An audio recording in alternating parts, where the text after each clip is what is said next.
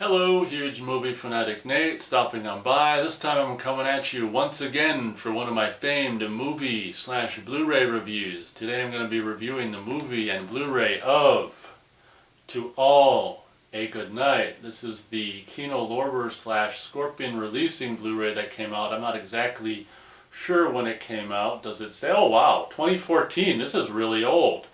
Obviously, after I review the movie, I'll be reviewing the Blu-ray of this particular title. One of the interesting things about me in this title is I think I've had this for a better part of 10 years, and it was in a pile, original media VHS version, and it was in a pile, and I don't think I ever watched it because it always looked like an alien. I always thought this was an alien movie because it looks like an alien, but I think it's like the Santa mask or something like that. But it just looked like an alien movie, the artwork and the moon there and stuff. I mean, look at the twinkles in his eyes. I mean, doesn't that look like an alien to you? So I think I've had this for a better part of 10 years and I've never watched it because I always just saw the cover and thought it was an alien. It wasn't until this summer that I looked at this and realized this movie was right up my alley. It was like a holiday break at a girls' finishing school kind of a thing. And from the early 80s, I'm like, oh my God, for almost 10 years I never watched this because I thought it was an alien movie, and then I read the back just this summer, I think, and I'm like, this is right up my alley. So obviously I put it aside to watch, and then I was going to review it, obviously this time of year since it's like a holiday, Christmas. It's actually touted as possibly the very first Santa killer movie, which very well could be the case. The first Santa Claus killer horror movie, and of course, some of my favorite, pretty much my favorite holiday movies are of the Santa killer, variety or whatever. So basically, this movie, when the hell did it come out? Yeah, 1980, and it stars this chick, which we all know from Ghostbusters, this Jennifer Runyon, the cute blonde from Ghostbusters. That's where most people are going to recognize her from. This is her first movie, I think. And it should also be said, for some unknown reason, this is directed by David Hess, the guy, of course, who played the main baddie in the original Last House on the Left. So we all know him. He was also the bad guy in the Wes Craven movie Swamp Thing, and is, in addition to appearing in many other movies and being actually a pretty good musician as well. And I've said in my review of Last House on the Left that I really liked the music that's in the movie, and I've actually got a CD of it as well. So this is directed by David Hess, which is just kind of one of those things that's just kind of interesting to say, just because it's like, okay, I didn't know he directed any movies, but this is basically one of these movies that starts with, just like Friday 13th and all these kind of movies that of the same era, early 80s and stuff, with a kind of a pre-credit incident thing, like with Prom Night and all these other kind of movies, where it starts with the incident. There's this really brief scene of this girl in this finishing school 2 years ago or whatever.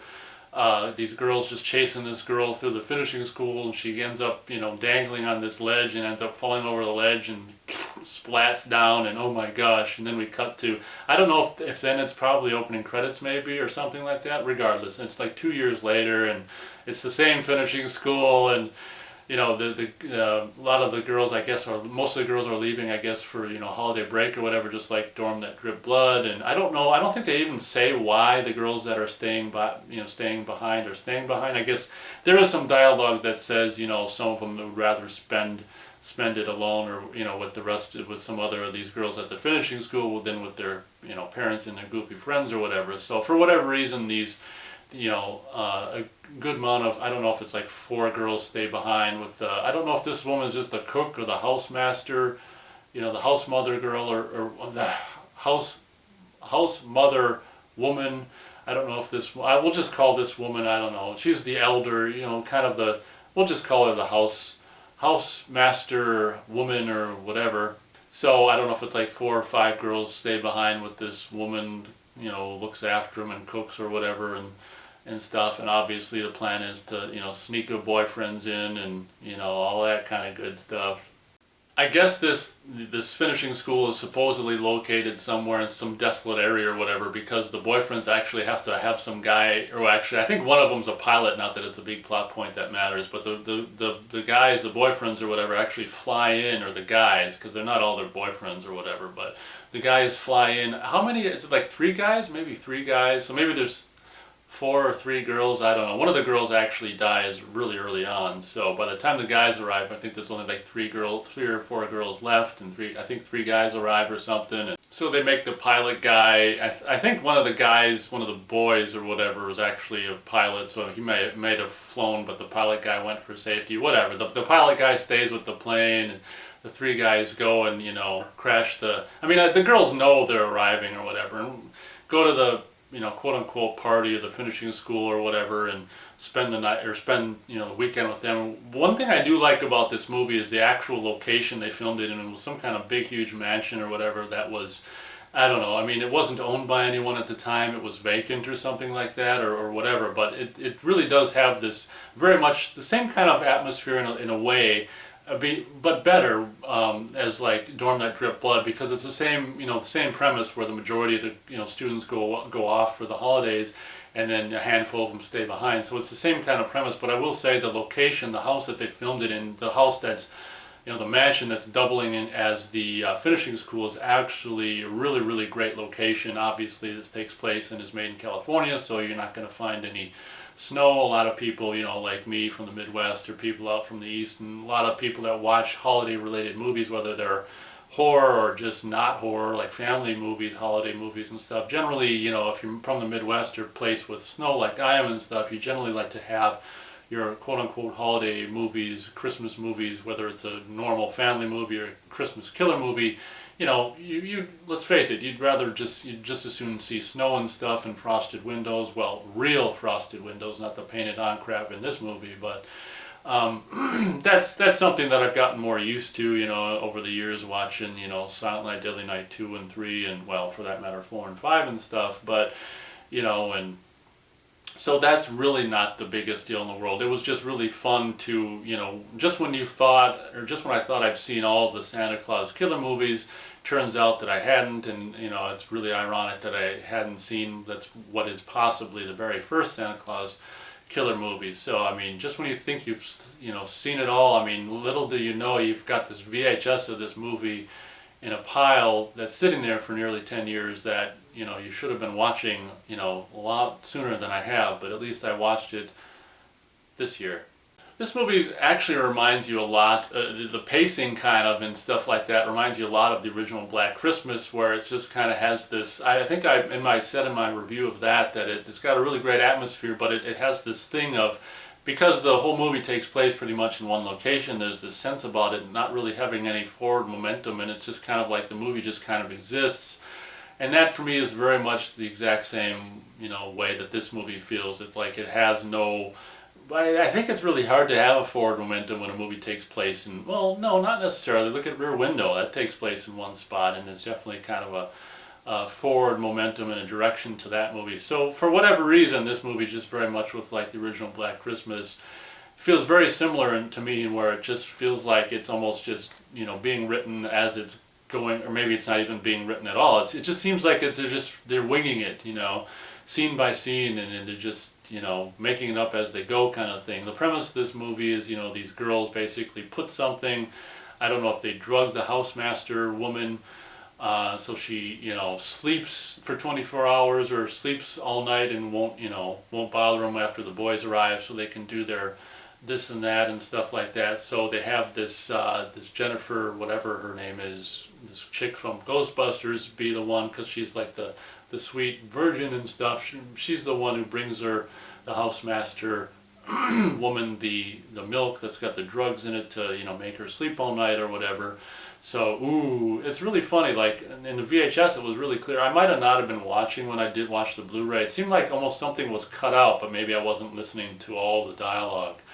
But so I'm hoping that nothing was cut out of the Blu-ray, but maybe I was just not watching when they were mentioning about putting something in the milk to make her sleep all night. But whatever. It clearly, I looked at the back of the VHS, and it clearly says that they drug the housemaster woman so they can have a night of, you know, whatever, mischievousness unhampered by, you know, adult supervision. This movie's kind of fun in the sense that it follows a lot of the. It's so funny because it like came out in 1980, but it's already following so many of the cliches and stuff that would continue to go on through the early 80s and stuff, and even portrayed in movies like you know, Student Bodies, which are kind of you know, parodying this kind of thing. This movie almost plays like, you know, half a horror movie and half of a parody of a horror movie, in the sense that it's got this big lumbering kind of guy who's, I've seen this so many times in these kind of movies, where he's got these he's kind of a mentally slower individual. He's always walking around with garden shears, kind of the, you know, the guy who, you know, whatever, the help, the male help, that, you know, janitor slash, you know, gardener, just keeper upper of the grounds guy, who is a potential suspect, who might be, you know, dangerous, who, you know, the mental invalid who is always carrying around his garden shears. And it's just, that character is the kind of character that makes this almost, you know, teetering on this movie actually being almost a parody of the itself, you know, and the parodying itself in a way of, you know, you understand what I'm saying.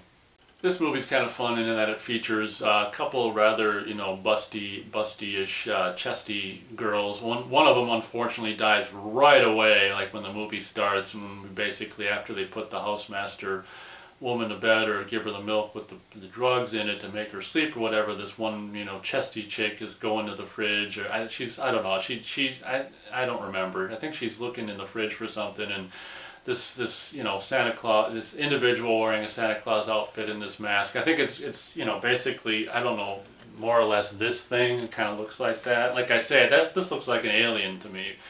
But the Santa Claus outfit wearing killer with the mask on basically kills this girl, and I don't remember if it probably slits her throat or something like that. It's kind of a bummer that one of these kind of sexy, chesty chicks is like killed off so soon. And unfortunately, there's a couple busty chicks in this movie. Unfortunately, we don't get to see any boobies. Well, we get to see a skinny chick with no boobies, but we don't get to see chicks that actually have boobies. Speaking of no boobies, I do, incidentally, I do actually like the redhead chick who, she's got a really nice on-screen persona, and her character reminds me of so many characters in these kind of genre movies that I've seen past. I can't remember which ones, but kind of like PJ Souls in Halloween, but a little more animated. The blonde or the redhead chick in this movie is just, the character of her is just, I really just like her character, and it's really believable, and for such a low-budget movie, it was surprising to have such a character that was kind of just so full of life and interesting to watch, really.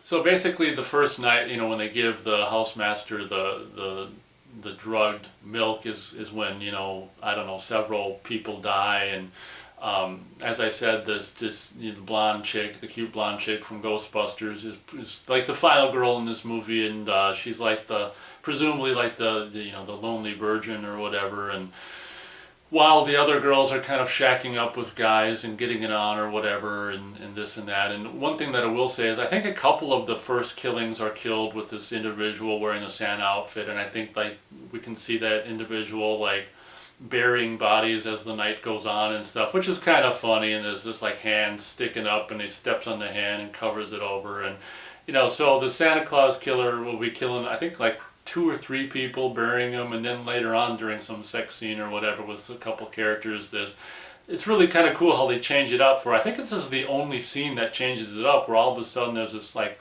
coat of arms, suit of armor in this one room where this couple's having sex or whatever on this, whatever, dead bear carcass or whatever, and all of a sudden this thing moves, and it's like pulls up a crossbow and shoots the guy, from behind, and the arrow comes out his mouth, and he's like, oh, and the suit of armor kind of comes down off the pedestal and raises this big, like executioner kind of axe or whatever, and chops at the girl, and we see her head roll on the ground, and a little blood come out of frame, or come into frame from like over here or something, and her head goes rolling this way, and there was just like, it's just, I don't know, it's like, I kind of, in a way it was, I don't know how I feel about it. Like, I guess it was kind of cool to have one bit where a couple kills where the killer was, you know, wearing the suit of armor. It seems like it'd be impossible to, you know, how it'd be impossible to get that suit of armor on and off or whatever. But it's just kind of weird how I think the majority of, I think the rest of the kills are killed from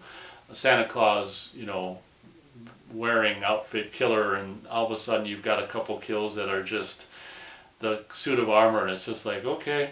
So maybe 3 or 4 people maybe die that night, and then the next day, you know, this one guy's chasing around this you know, virginal cute girl or whatever, and they comes across, you know, before this happens, this guy with the slow guy with the garden shears, you know, approaches characters, and it's kind of like Crazy Ralph from Friday 13th. Maybe that's what I was trying to get at. But what's ironic is, you know, these movies came out basically the same year, so you really can't say that this movie was ripping off Crazy Ralph, but it's just like, yeah, that kind of the off character that's warning. Yeah, that's right. I remember this guy was, the guy with the shears was warning characters maybe, I don't know, 2 or 3 times before the scene where there's this guy, this nerd guy is chasing around this virginal girl, and you know, someone ends up falling in the bushes and basically falls on this corpse of this, you know, this guy, the slow guy who's now dead, who pops up when they land on him, and his head's all bloody, and he's got this look of like, I think on YouTube you can watch a trailer of this, and I saw that, and it's just like, oh man, because why did I watch the trailer? I had the VHS. I don't know. I think I probably found the VHS, and then I watched the trailer, I think.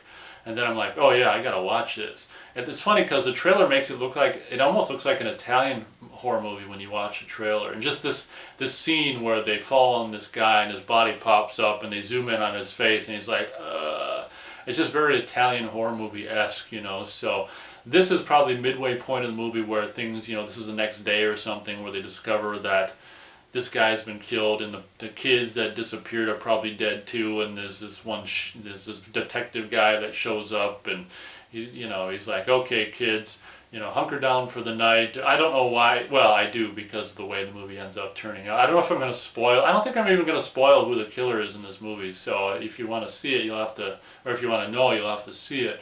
But yeah, the detective guy's like, okay, well, I don't know, you guys just hunker down, you know, and make sure all your doors are locked and this and that. And so this might be the midway point of the movie where it's just like, oh, to me this is kind of where horror movies aren't necessarily as fun, when the characters know that dangerous stuff is going on, and you know, because it's just like, you like just seeing the, you know, the carefreeness of the kids throughout the whole movie, you know, where like Terror Train, that's like no one really knows what's going on really ever in that movie. People are just dying, but because it's just a chaotic environment, no one notices people are not, you know, are disappearing, you know. So it's kind of a bummer in movies like this when the second half of it is like the characters are all hunkered down and all on edge and stuff because, you know, people are dying, and it's just kind of like, not as fun necessarily for the rest of the movie, but what can you do? Oh yeah, the detective guy leaves a couple officers or whatever there to protect the girls, or you know, protect the kids at this place that night, and of course the redhead ends up getting with screwing one of them, and I think the other guy ends up being chopped in the face with an axe. The kills in this movie are actually fun.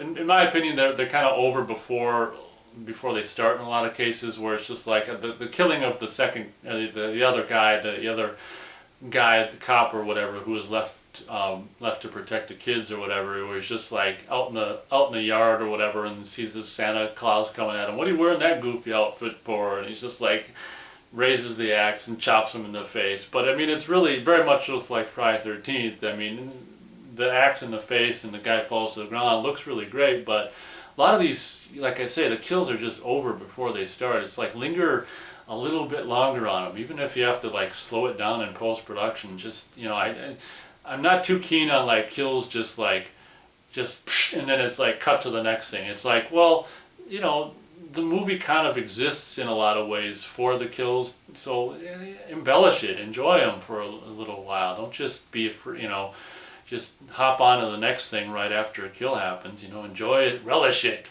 So basically, in the second half of this movie, this one nerd kid that flew in with the other guys kind of got sweet on the virginal cute girl from Ghostbusters, and more and more people are dying. And even though, well, I'm pretty sure that yeah. So the one cop guy who was there to protect the kids ends up dying, and the other one ends up dying after he screws the redhead. The redhead, this is the confusing part of the movie. The redhead ends up coming in contact with the killer, and the killer, like, without showing the audience who the killer is, he like lifts the mask, and she's like, no, no, no. And for some reason, I don't understand this, even seeing it two times now. I saw the VHS the first time and the Blu-ray the second time. I don't understand why the redhead isn't killed, and what the hell the deal is with the redhead for the remainder of the movie. So the redhead scenes throughout for the remainder of the movie, whenever we see her, she's dancing around in a dress. And it's just like, I don't understand. Like, why is the redhead not killed, and why is she... all of a sudden, it's like seeing the killer drove her mad. So the killer spared her, and she's just going to let her dance around for the rest of her life. Like, it's just so freaking weird. But obviously, you've got the final girl from Ghostbusters, the cute girl from Ghostbusters, and then her, this glasses-wearing nerd guy that's kind of interested in her. They're the ones, I think, that... I'm pretty sure they both survive, I would imagine. I don't remember if I've seen it twice, I don't remember or anything. I don't remember if the nerd guy, I would imagine he survives, but obviously they do the reveal at the end, and for whatever reason, I just, I spoil so much of movies when I review them. Sometimes I feel like maybe give you guys a reason to actually, go out and watch these movies yourselves if you're so inclined. And it's also easier just to not, spoil the movie, then I don't have to blab on and about all these details. But the killer has ending up being revealed at the end of the movie, and kind of a twist, and then there's like a double twist. And I actually pretty much knew halfway through who the killer was, but then there's a second reveal at the end, which is, you can kind of take it or kind of leave it. Either way, I mean, whatever. We'll just leave it at that. I mean, at the end of the day, I'm not really that frickin', it doesn't really matter to me about the killer's identity and all this kind of stuff anyway, so, So I guess that'll pretty much be my review of the movie, To All a Good Night. Like I say, it definitely has the same vibe, same kind of vibes as the original Black Christmas. I would regard the original Black Christmas as being a better movie than this. This one, as I said, this one is really fun in the aspect, as like I said earlier, that the fun thing about this movie is that it walks this fine line between being a horror movie, an early 80s horror movie, and also a parody of an early 80s horror movie. And some other horror movies do the same thing, but it's really, really, really a delicate balance. And I don't think it was necessarily intended as being a parody, but just because of so many things that have come since this movie, that it can retrospectively be watched and, seen. I think, I probably wouldn't be the only one to see this movie, to see the parody, the parody aspects of this movie now in retrospect, seeing it 40 years later. It's just got so many of the now overly cliched things, like the slow, kind of, bumbling idiot guy and being a possible threat, and just so many different aspects of being, things that would end up being parodied, many, many years after this movie actually came out. So, there are things that I like about this movie, but I'm only going to be able to go 1 3/4 stars out of 4 stars for To All a Good Night. It's got, good things about it, but at the same time, because of its, lumbering kind of directionalist aspect to it, it's kind of like, I don't know, it maybe the second half or something like that, or the last third of it is maybe a little kind of, difficult to get through. Like I said, when a lot of times in movies, when the main characters are, made aware of a threat or a danger, for me, sometimes it's not always, the rest of the movie isn't always the most entertaining thing after that happens. So we'll leave it at that for my review of To All a Good Night. It's definitely, the thing about it that, makes it more of a pass is this is a kind of movie for me that you're only really going to watch once a year annually anyway. So I guess I'm a little more lenient on, not that my star rating is very high or anything, but I'm a little more lenient on a Christmas horror movie because you only really watch it once a year, if that. So, you know, whatever. It's definitely worth a watch. And now on to my review of the Blu-ray, which is, like I say, Kino Lorber / Scorpion release that, like I say, I guess I was really shocked to see that it came out in 2014. But as you can see, on the back we've got some special features, interviews with Jennifer Runyon, and this Catherine Harrington is the housemaster woman. And then you've got an interview with writer-producer Alex Rebar, and you've got the original trailer. Those extras are really cool. It's kind of funny that in the interview with Jennifer Runyon, it's like she talks for like about this movie, and then like the last, I don't know, half or third of her interview is talking about the rest of her career. Like, there's not so much to say about this, so I'm gonna, you know, the last half of my interview, I'll talk about the rest of my career as long as I'm here, which is kind of funny. But the interviews are cool, you know, to get a little insight into. I mean, it's always fun to get insight into these horror, you know, low-budget horror movies and stuff like that. And, you know, Jennifer still looks pretty good in, you know, presumably 2013 or 2014, whenever they filmed the interview. Obviously, the big thing about this release that, you know, is going to matter the most to you is going to be the image quality. And compared to the VHS, of course, which I've already shown you that I owned and was the very first time, you know, first way of seeing this movie for the first time, this is so dark compared to the Blu-ray, and there's a lot of day for night in this movie. It's always funny to me when they do a combination of day for night and, you know, night for night, which this movie has. It's got some night for night and some day for night. Like the day for night, you know, the dark stuff in the movie is really dark in the VHS, and the Blu-ray is completely, really just so much more bright and colorful. One thing that I was, you know, kind of disappointed in is there wasn't a whole hell of a lot of pronounced film grain for the first half of the movie. It seemed like, I don't know, maybe second half, maybe at some point, maybe it showed up, maybe it went away again. It seemed like, you know, briefly there was some, you know, healthy film grain bits. I mean, I'm a grain guy myself, so I'm always, you know, always open to and hoping for grain. This, I don't know if it's DNR, you know, that was applied to it, I don't know, but I will give, you know, unlike my review that I did of the Blu-ray, you know, recent Blu-ray release of The Prey, whereas that movie, I didn't even mention the grain, but that movie's got absolutely amazing film grain in it as well. It's always unsettling to me when a movie, particularly from this era, is just like, I don't know, grain-free. I do want to, it is possible that maybe they DNR'd it or whatever, but if you that aside, I mean, obviously the Blu-ray presentation is, you know, the best way to see it, and especially when you compare it to the really, really dark and drab and, you know, muted color version of the original VHS. Obviously the way to see it, obviously being a horror movie, independent horror movie from 1980, this is just going to be, actually they're saying DTS 2.0 stereo. I don't think it's a stereo movie. I think it's a mono movie. That might have just been a, you know, I mean, it's, you know, you can have 2.0 mono. Maybe they just screwed up, and since they did 2.0, they said, oh, it's stereo. I don't think it's stereo. I mean, what low budget movie from 1980 is going to be stereo? So don't quote me, but I'd say it's probably a mono movie. But I didn't hear any issues with the sound, any kind of hiss or any kind of, you know, hum that got in the way of the viewing experience or anything like that. So mostly a recommended Blu-ray. I think it was like $20 or whatever. So that's not, you know, a huge price to pay. And there really wasn't much. I don't know. There really wasn't a lot of, you know, deciding whether or not to get the Blu-ray. I guess there was a little at the beginning, but the $20 price point made it a little easier to go forward and get this release. And you know, this can be something now that that can be added to the annual, you know, holiday horror movies watch list for me. Which is also, incidentally, I think they put out a Blu-ray at this, or I mean a DVD rather, at the same time. So if you, I don't know why you'd want the DVD. I'm sure everyone's got a Blu-ray player anyway. But I think just so you know, I think they did, you know, put out a DVD of the same scan. Does it say anything about the scan? I'm not saying. All it's saying is now see it in glorious HD for the first time ever.